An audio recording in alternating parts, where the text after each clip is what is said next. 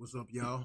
Focus Daily TV back again. Hit that like button, subscribe, support the channel. Today we'll delve a little bit more into this constitutional shenanigans that occurred. True, a charter was created in order for the foreigners to indulge in business, trade, and things of that nature. However, the underlining meaning of this document is once again totally against the will of God. We're going to watch a short video about a constitutional scholar by a constitutional scholar. Let's get straight to it.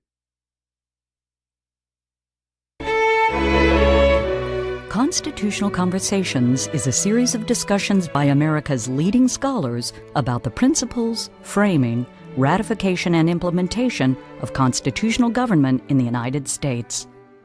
This series is hosted by the James Madison Memorial Fellowship Foundation of Alexandria, Virginia. Joint kind of loud.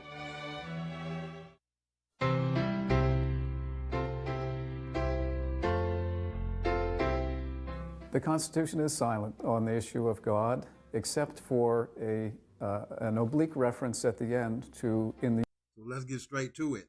The Constitution is silent about the will and authority of God. The framers of this Constitution had double crossing in mind. the year of our Lord, or Anno Domini in the Latin, but that was intentional.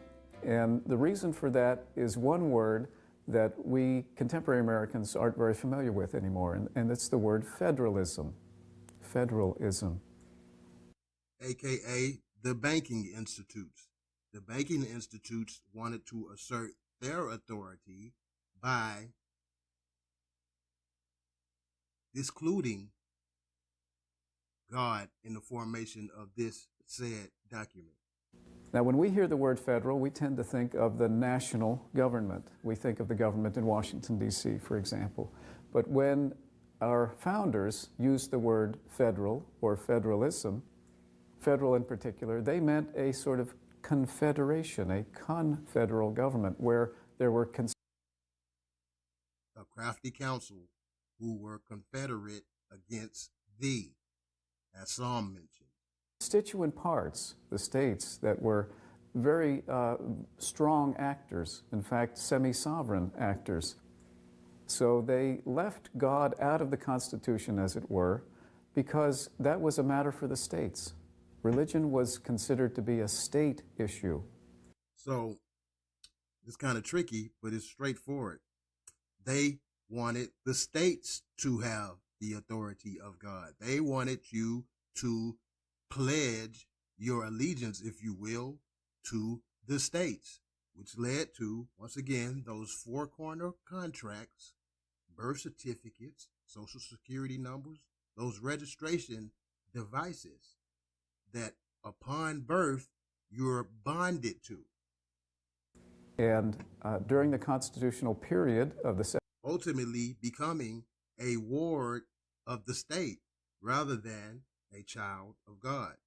Once again, here on Focus Daily TV, we speak about biblical prophecy and how it applies right here in America, and how those known as African Americans are indeed Israel and Jerusalem, whom the Bible spoke of.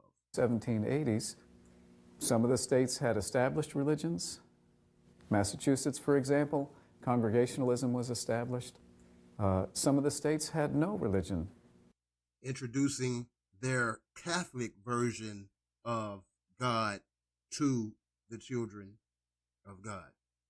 Rhode Island, for example, is a famous case where there was a separation of church and state, as we tend to say nowadays. So religion, their corporate religious doctrine, is under the purview of the states. And that's why it doesn't appear in the federal Constitution. A constitution that creates a regime which is, in James Madison's words, partly federal and partly national. But It falls under what are sometimes called the police powers, health and. I mean, it's really not too much to say. He's being pretty much straightforward with it. They took the authority of God away from the children of God and placed them under the authority of the corporate banking state institutions through their version of what they call federalism. Safety and morals. These were under the control of the states. So religion is a state matter. It's not that the founders were unconcerned about religion or that they... Yeah, go back to one of the videos where the guy's standing at the whiteout board. He's explaining how these states and corporations were started, how they were funded. And then this all makes sense. Thought it was unimportant, but they saw it as a potentially divisive force at the federal level. But more to the point, they thought that was properly under the control of the states. So that's why it doesn't appear in the Constitution. Legalese at its finest. All right, thank you for tuning in again. I'll see you all in a little while. Take a little break. But until next time, go ahead and hit that like button and subscribe. We need that. Support the channel.